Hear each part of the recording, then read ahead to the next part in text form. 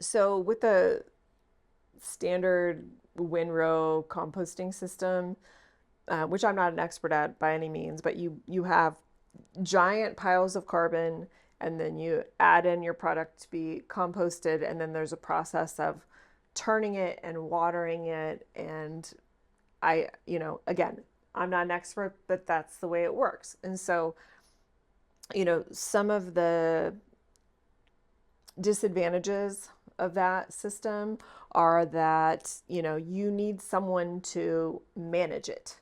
Someone is out there, they're like, this looks too dry, they're adding water, they're turning it. You're subject to weather. If it's raining a whole bunch, it might get too wet. If it's not raining at all, you're using a bunch of water.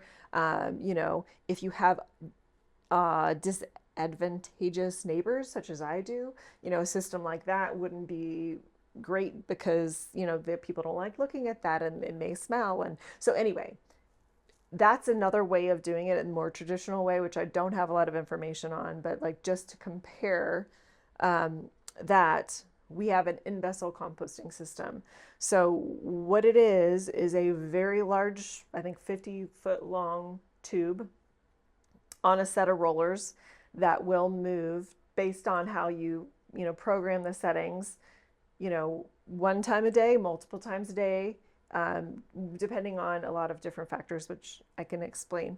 But the benefits of an in-vessel system, I mean, there are many, but one is that the process is accelerated because the environment is contained and controlled.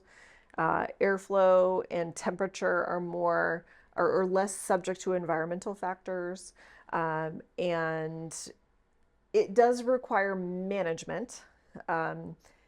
For example, we've got different speeds of turn. So when we have a very busy slaughter day and we've got 6 animals that we're slaughtering, that means we're going to have, probably 800 pounds of material that we're adding to the composter that day.